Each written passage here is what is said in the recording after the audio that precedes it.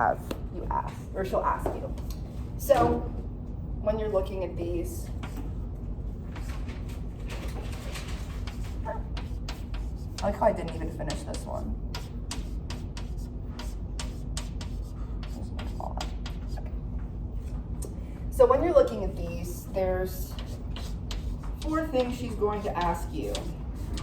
Where are the anomeric carbons? And there should be 2, right? 1 on each of the rings. Are they alpha or beta? Is it a reducing sugar or not? And then the name of the bond. And so when you get one of these, you do not have to draw anything. You do not have to do anything. You're just labeling and then naming the bond. So how I like to find the anomeric carbon on all of these is this is like my little, that's like my indicator, because I know that it has to be either this carbon or this carbon, because the anomeric carbon is a carbon attached directly to 2 oxygens. So if I were to look at this one, this carbon right here is attached to a carbon and an oxygen, so it can't be that one, which means that I just know that's the other one by default. If I were to look over here, this is my little marker. I always come over here first. And then if I look here, oh, there's a carbon. But this one is directly bonded to the 2 O's. So this is where it is on this side. So again, use this as your guide, and it's either this one or this one. So that one's complete. Now we label them alpha or beta. So remember, we're looking at the CH2OH and which direction it's pointing. It should always be pointing up because it's a D sugar, but sometimes when the sugars get flipped, they can actually be down. So be careful when looking at it. They may not always be up on this second one. And so, I'm looking at the anomeric carbon and I'm looking at if the OH is up or down. This one is down, so it's alpha. This one is up, so it's beta. And if it helps, you can draw the arrows in too. That helps me keep it in check.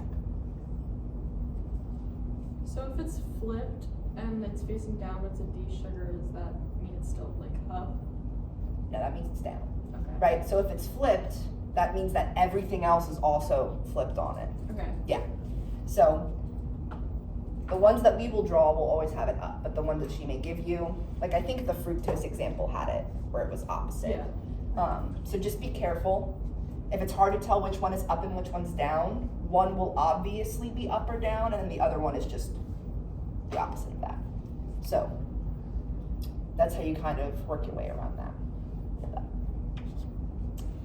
Is this a reducing sugar? You're looking at the anomeric carbons, and if there is an OH on any of the anomeric carbons, then it's a yes. So this one, the OH has been made into a bond. This one still has the OH, so yes, it is a reducing sugar. And that's all you have to say, yes, this is a reducing sugar. So if the, let's just say the beta one weren't to have an OH, like the anomeric carbon weren't, because that bond is still been made, is it still like a reducing sugar? So if it was like this? Or so no, like if there was no OH on that one, on that beta, and then the other one, like that, is that technically an OH? Is that bond or no? Like it's just now the bond. So this is the bond. If this were to like, you mean like to keep going type of thing? I don't get what you're asking. Never mind. Are you sure? I just said, yeah, like I was just asking if, so is the glycoside bond still technically like an OH? No. So So this is never going to be an OH. Okay, so it's just more based on that one. Like this one, also not an OH. So, Okay. yeah. This one may be an OH. The one that's connected is never. Okay. That's the point. Because basically when you're adding these together, you're just taking out a water. Okay. You're taking out an OH from one and then an H in another. So, all right. So if you're going to name this bond, this is where it gets a little tricky. I always label my anomeric carbon number 1, but I'm gonna show an example which she basically showed on the worksheet in which that may not be the case where anomeric is number 1. But where you have a bond where only one of your anomeric carbons is involved, this is where I always label this 1-1. So 1, this is also 1. I'm going to start counting to the bond. What's nice about this is that the bonds are either going to be 1-2 or 1-4. There's no biologically significant sugars that are anything other than 1-2 and 1-4. So if she gives you something other than that, that means she made it up. But she can do, but she probably won't. So a good guide is that if it's not 1-2 or 1-4, you may have done something wrong, but you may have done it right too. I don't want to discount that, but they're usually 1-2 or 1-4. So this one right here, the anomeric carbon is the one that's involved, so that's 1, and then this is 4. And since the anomeric carbon is the one involved, that's the one we use for the designation. It doesn't matter if they're different, alpha and beta, the one that's connected, the one that's basically connecting them, that's the one that matters. So this would be an alpha 1,4 glycoside bond.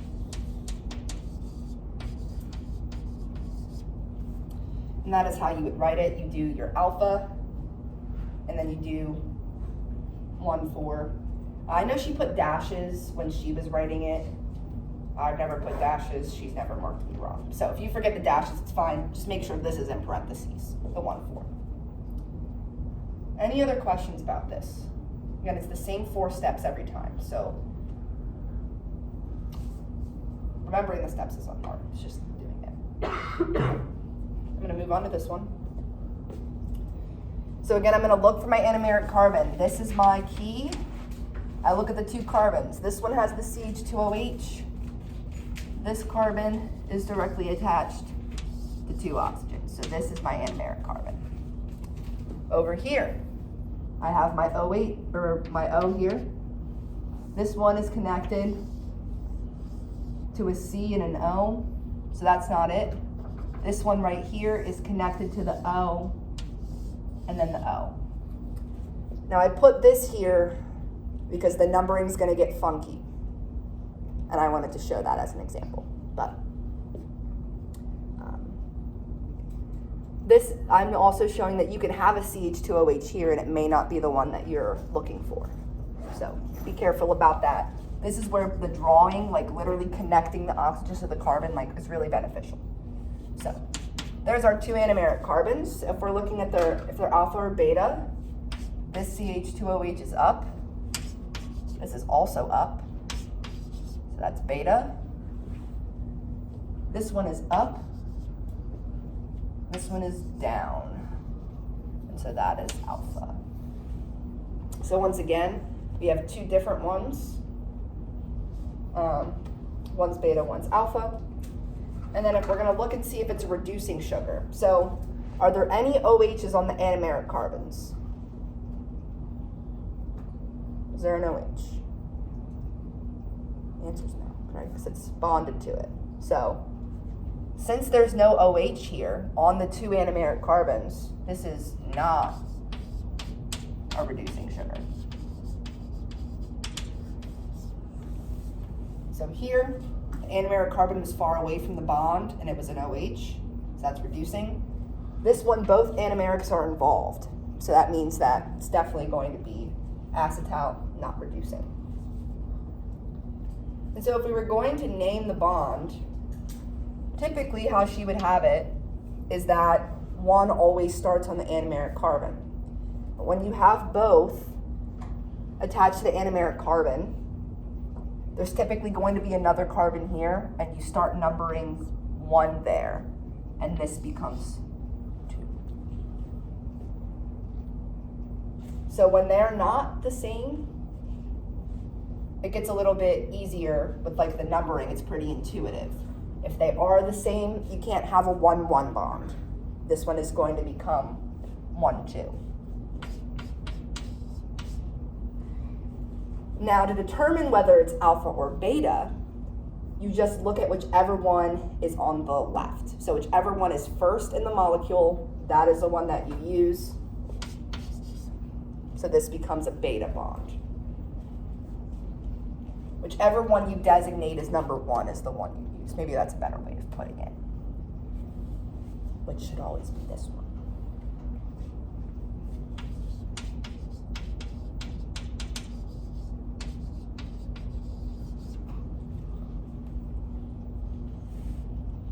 Do you guys have any questions about this one? I know this one was weirder. Can you show how you got the alpha and beta again? Mhm. So I'm looking at the anomeric carbon here. This would be my OH.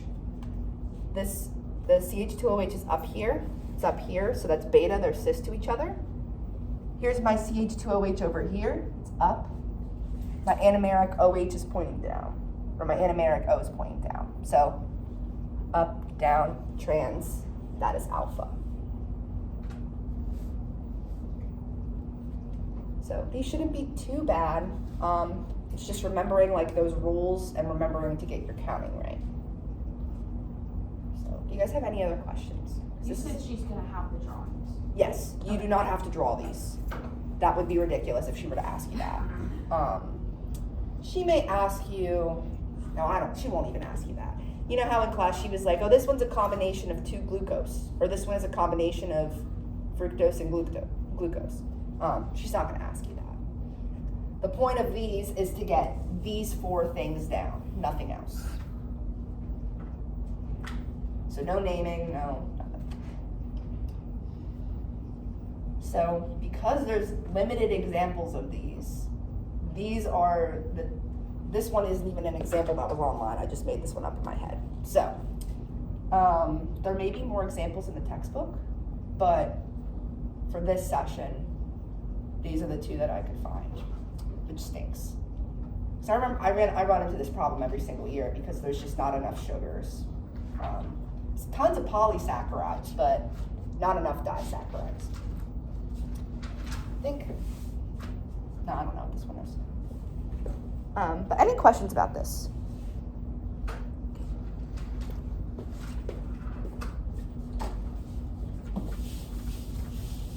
I don't like this eraser either. So, lucky for us, well, there's actually still more sugar stuff. So she went over some different polysaccharides.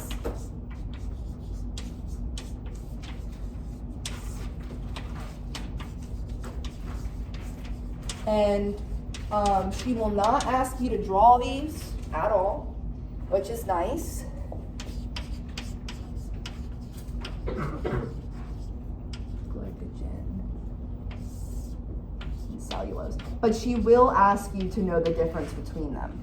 And so she's going to ask this in the form of, what is the difference between amylose and amylopectin? And there's one correct answer. And it's pretty easy. Same with glycogen and cellulose. So these are 2 types of polysaccharides. These are both starch derivatives, because starch can basically turn into a bunch of complex things. But amylose, I'm gonna grab my notes just so I remember this correctly. But amylose has it does not have additional branching. Amylopectin does. So, yep, okay. So both of these have alpha 1,4 bonds. Right, so when they're connected in like the chain, they're gonna be connecting at 1 and 4. But people wanted to make this more complicated and more complex. And so the difference between them is this one has carbon 6 branching. And so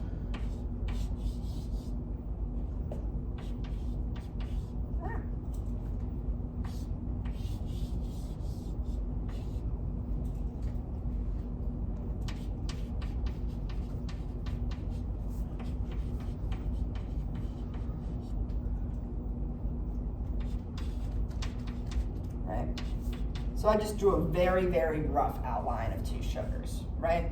This is my number 1. 1, 2, 3, 4. Here's my 1,4 bonds. And I drew an alpha. I didn't even mean to draw an alpha. That's funny, sorry. But going down, going up. But instead of it just being like a straight chain, right? So amylose looks like this. Amylopectin ends up having like additional branching here, and so it would end up like being on one of these type of thing. Again, you do not have to know how to draw this branching.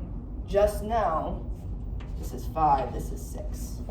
1, 2, 3, 4, 5, 6. That is how it would occur. So this is amylose, and this is the pectin with that carbon 6 branching. Again, I think I even drew that branching wrong. I'd have to sit down and look at it and really think about it to draw it right, but carbon number 6. So instead of being a straight chain, it could look like this, have a bunch of different branching off of one chain. So if it helps you to draw it like this, like straight chain versus branching, then that may help, but you do not have to know how to draw it. You do not have to know how to draw this. Just know the difference between them. Similarly, both of these have 1,4 bonds, except glycogen will have alpha and cellulose will have beta. So the reason why that's important is because our body can only digest the alpha polymers. These are all derived from glucose. This is also relatively starch. Basically, anything that we can eat that has glucose in it has alpha. Anything that we can't eat and it'll make us vomit has beta.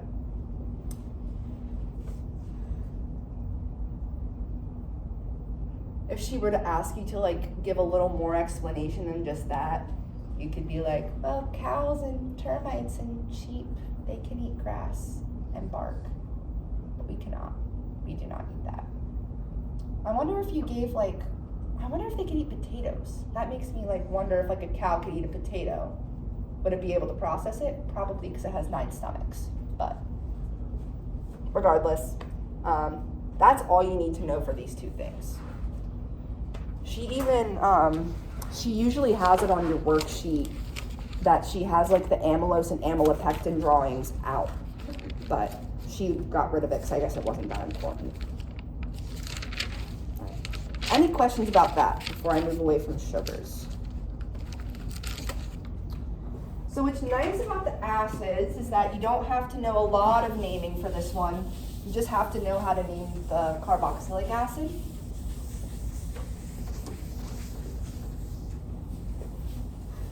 So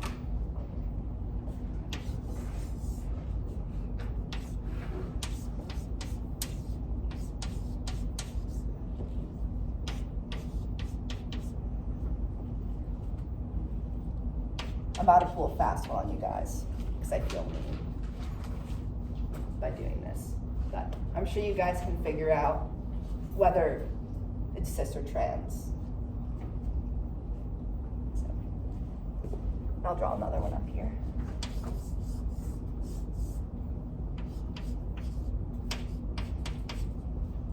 Maybe get a different carbon chain length.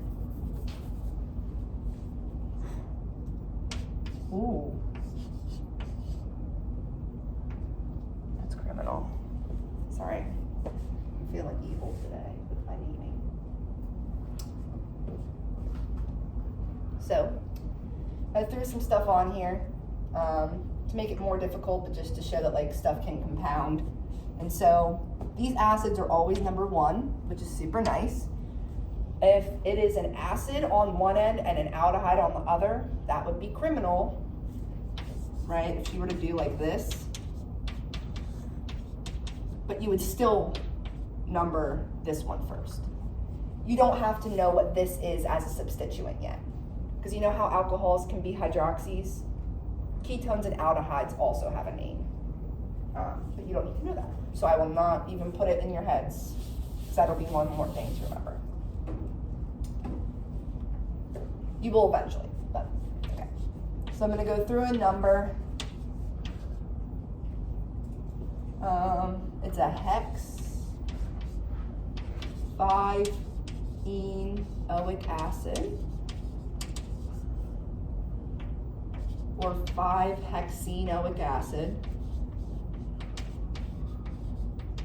What's nice is that you don't have to put a 1, it's similar to the aldehyde. And then I'm gonna fill in, I have, is it 2-bromo 5-hydroxy? Yeah. Okay.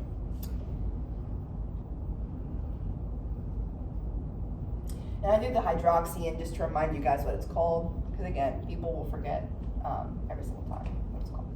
So join that in. Now, if you were going to look at whether it's cis or trans, typically, right, this would be trans and this would be cis. You're able to look at cis or trans with other stuff on the double bond. Except this now takes the priority. So while it may look trans, you would call this cis, because these are both pointing in the same direction. Does that make sense? So that's just a little tidbit of fun knowledge. I don't know if she'll go that crazy on you, but if you see something on the double bond that is not a carbon, it usually gets priority. So if I were to swap that, if I were to put the OH here, right, this would be going down and that would still be going up, so it would be trans.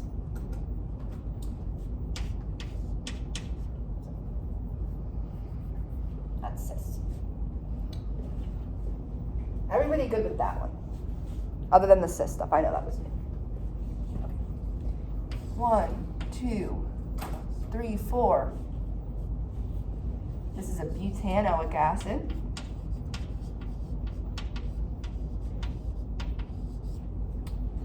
And then this group, just as a reminder, is a methoxy.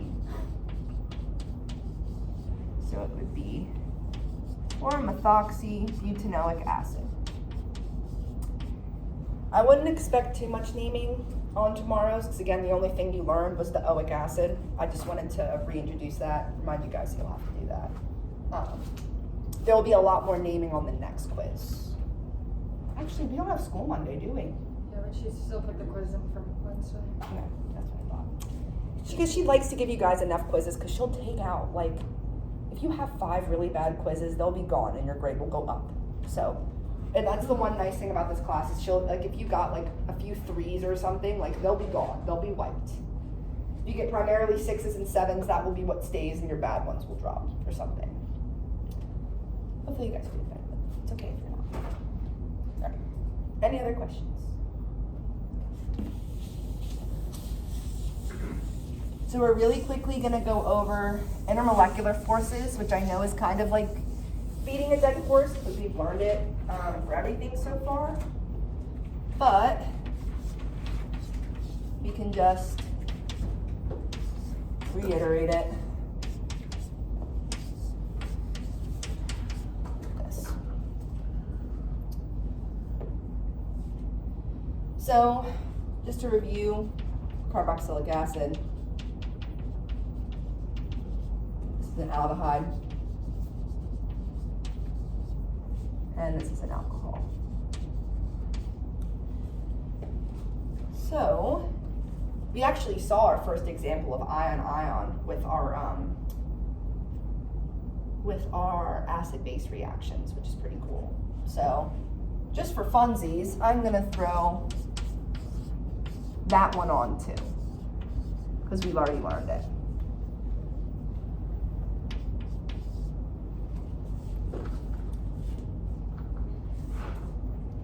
So that one's obviously going to have the highest, even though it can't hydrogen bond, but okay.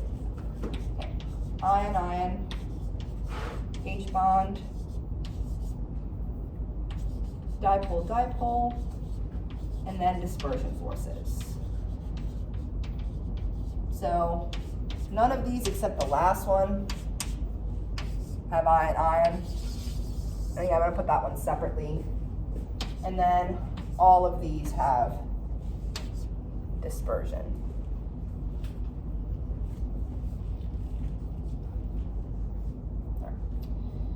So what's nice about the acids is that they have two places where they're polar, or two different like areas of electronegativity. So you have this oxygen here, and then you have this oxygen here. So I'll just do dipole-dipole since we're already on that. All of these experience dipoles because they have oxygen, all of them.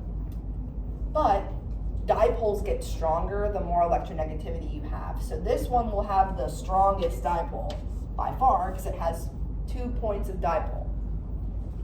Same with this one. This one has a lot of dipole-dipole.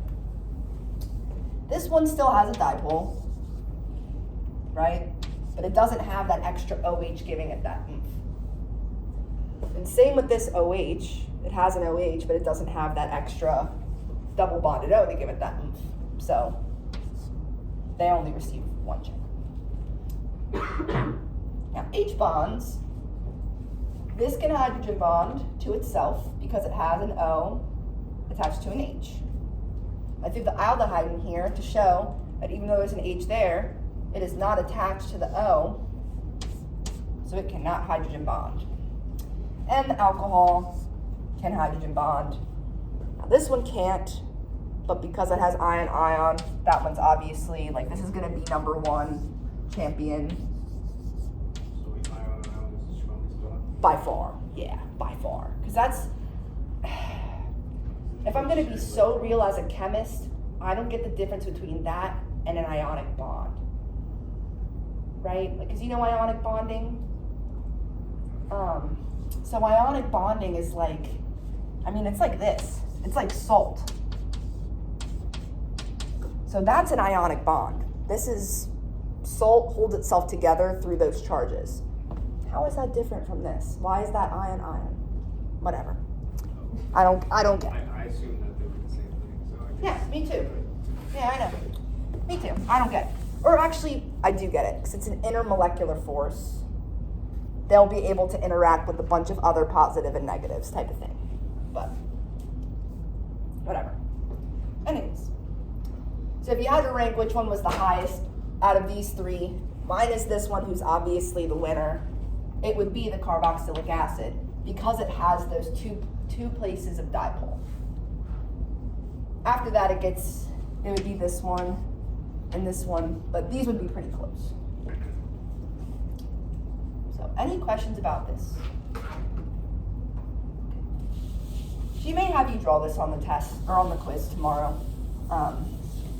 But again, she asks you about intermolecular forces a lot, so I don't know if she will. Definitely on the exam though. So something that she may have you draw on the test tomorrow is how they interact with one another.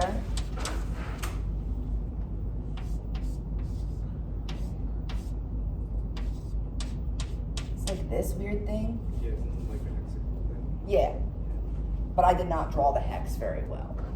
So let me see. Yeah, she drew it much nicer than me.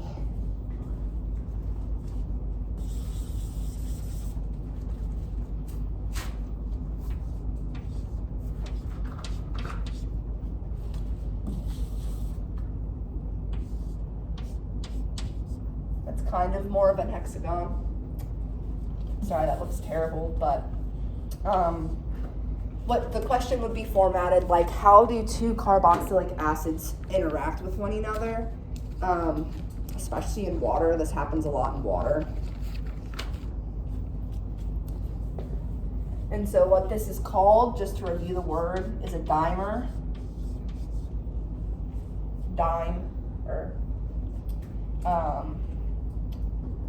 Because you guys know like polymers are made up with a bunch of different things. And that has poly. If it's a polymer that has multiple, if it's a dimer, it has two. That's the way that I remember it. So it's like two monomers. And the reason why this is so strong is because you got this hydrogen bonding here, and she would expect you to draw that hydrogen bonding in.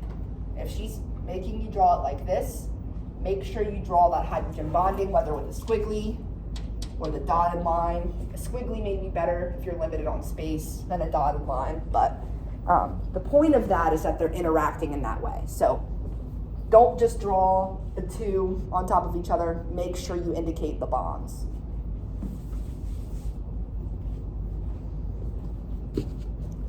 And that is what makes them so strong. Is everybody good with that? I know I'm kind of jumping around a lot, but the only thing left is reactions. So we can do the reactions and then we can see if anybody else has any other questions. Or if not, we can end early. So on the quiz, would she just say like draw a dimer? So what she would say is draw how two carboxylic acids interact with each other. She wouldn't say draw the dimer. She may say draw the carboxylic acid dimer, but she wouldn't just say dimer. Because there's other dimers that exist. This is not the only one that exists. So it'd be too vague for her just to say that. She may ask what it's called though. And that's when you would say this. Okay. She's like, well, what is this called? Draw it, name it.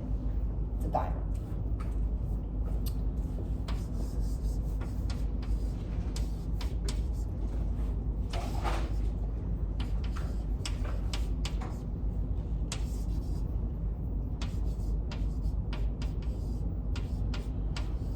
So what I'm setting up here are the 3 acid-base reactions that we've learned. This is how she's going to present them. She may not have these above the arrow. She may have it written out like plus H2O or plus NaCl. But regardless of how she formats it, they all mean the same thing. She wants you to react these two together. So what's nice about these is that when you have an acid and it's reacting with a base, it's always going to lose this. So the first, there's like kind of 2 parts to each of these problems. And the first one is this.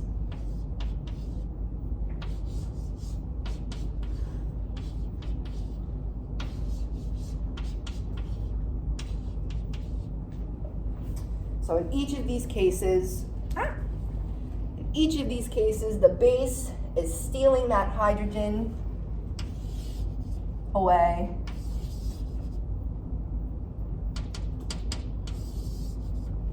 From that O and breaking that bond.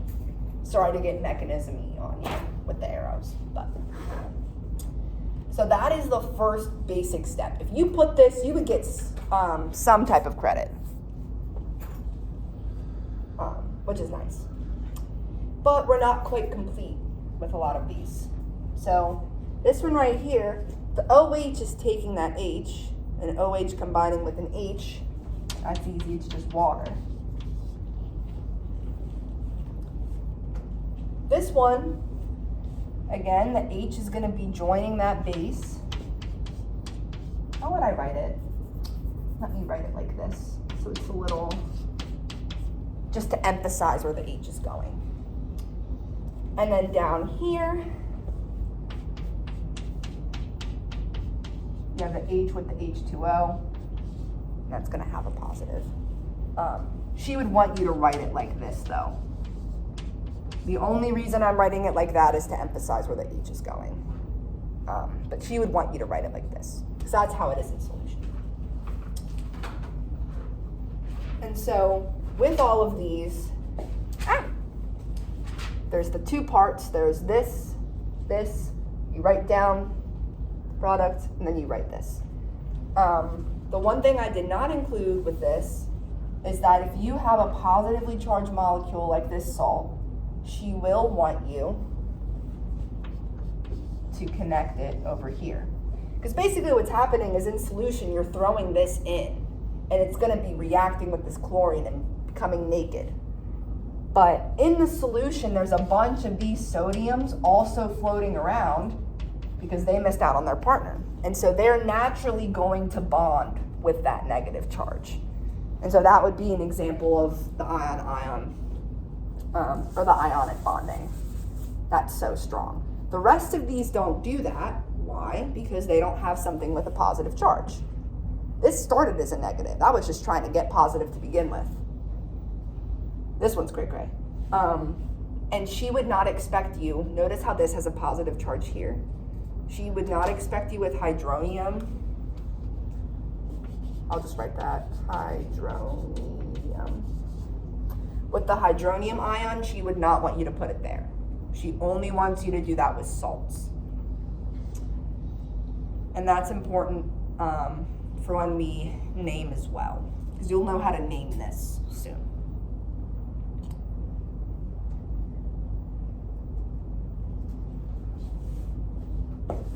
Just to review, acid gets rid of its H.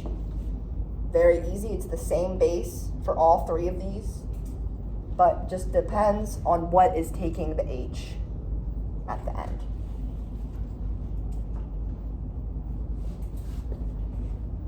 And to make things even more confusing, this is an acid. This would be the conjugate base, conjugate acid. I know, it's terrible, it's terrible. But she may ask you to know that because that can help. She wouldn't quiz you on it, but it does help know why reactions happen like that. So does anyone have any other questions about these? I know I kind of simplified like her rushedness into 3 simple problems with a pretty clear formula, but just any questions, like how do we get from step to step? All right. Well, that's all I have. That was pretty much it, because the disaccharide stuff, that doesn't take too long. But does anybody have any other things they want to, yeah? That is all gonna be on the quiz, right? Everything you covered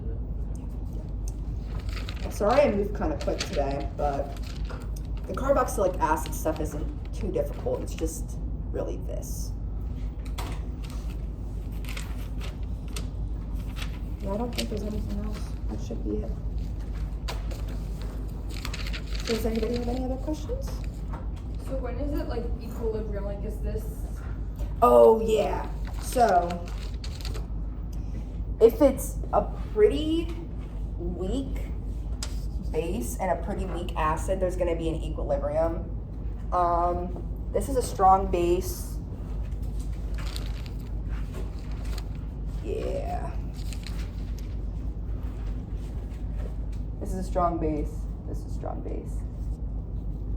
I guess the other base that she could give you, I saw that she put it on there, is NaOH. Right? But that's very similar to this. If she just gives you this OH, she's not expecting you to put the sodium there. If she gives you NaOH, if you see that Na, or if you, it could also be a potassium. It could be like this.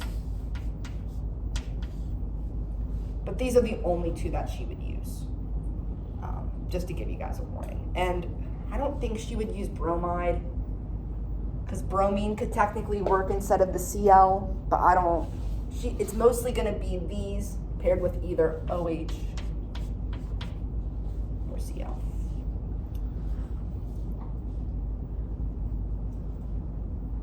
So would the like, it would be H2O. Yep, Or instead of like HCl. Cl. Yep, but you would still have that Na there. Okay. Yeah. So if she does not give you the Na, you do not have to write it down. If she does, you are expected to put it in your answer, because that's like her cue. That's her visual cue for you. So hopefully you get this one. Because I know when I was taking the class, I would always forget to put this at the end. So that's my fault.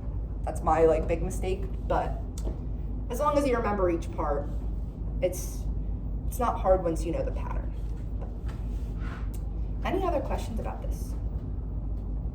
Okay, that sounds good, guys. it shouldn't be too hard because you guys have an exam. And so she doesn't make the quizzes like killer after exams, unless she decides to. I also feel so bad because you guys were all here, but people asked for the video and it spent all night. You. Did it ever Personal? No. No. My YouTube like crapped out and it was like 3,000 hours. I was like, man, like, so that was terrible. Like so many people had asked me for it and like it just didn't even upload. So Oh well. but you guys are always here. Yeah, you get a In person.